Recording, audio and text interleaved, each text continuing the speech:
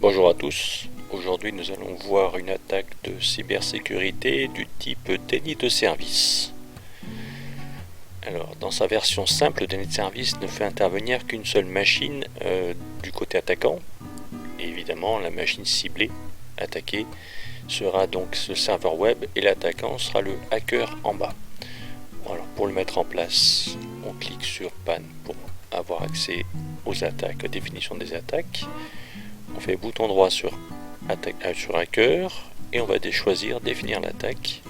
On va la rendre active et tout de suite on va choisir déni de service.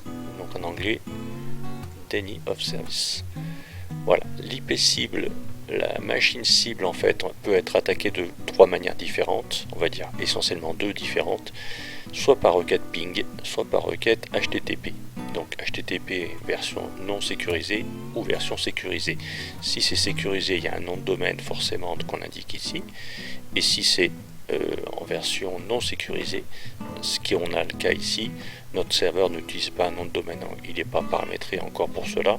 On va juste attaquer par HTTP ce serveur web qui d'ailleurs n'est pas encore actif. Je m'en aperçois. Donc on va auparavant mettre en place notre serveur web et le rendre actif. Voilà, c'est fait. Voilà, on a bien le HTTP ici qui est présent, au moins qui délivre des pages web. Alors on revient à notre attaque. Donc je remets la page PAN, l'écran PAN, et je reviens ici sur définir l'attaque. Et je choisis donc, comme je viens de le faire, déni de service. Voilà. Donc j'ai décidé de faire une attaque de type HTTP pour que ça soit le plus proche de la réalité. C'est plutôt comme ça que sont souvent attaquées les machines, en tout cas les serveurs web. Et donc ici on va choisir d'attaquer la machine 204.1.1.2.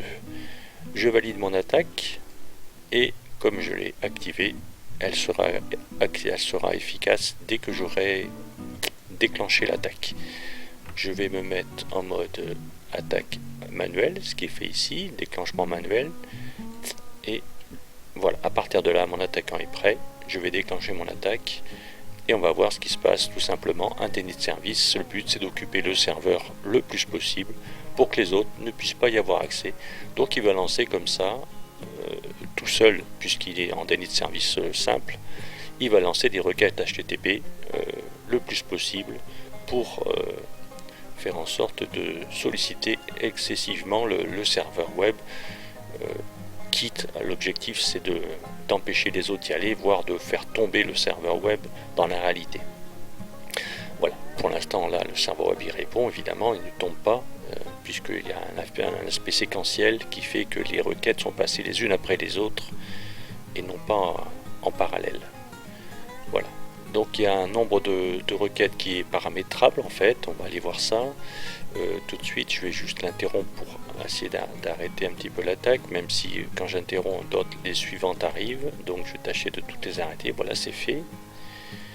Et donc si on revient dans notre mode avec PAN et attaque, je double-clique ici sur mon attaque, je retrouve mon attaque précédente, et si on regarde bien là-haut dans la fenêtre, il y a un deuxième onglet.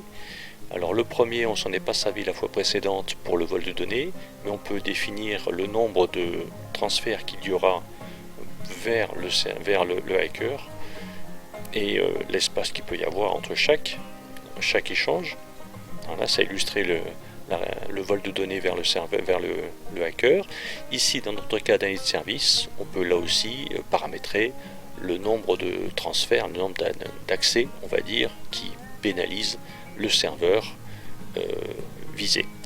Quand on fera du déni de service distribué, on aura la même chose, on aura un nombre d'accès qui sera mis en place, et on aura aussi donc plusieurs machines qui seront concernées. Ça sera l'objet de l'attaque suivante. Voilà. Je vous remercie.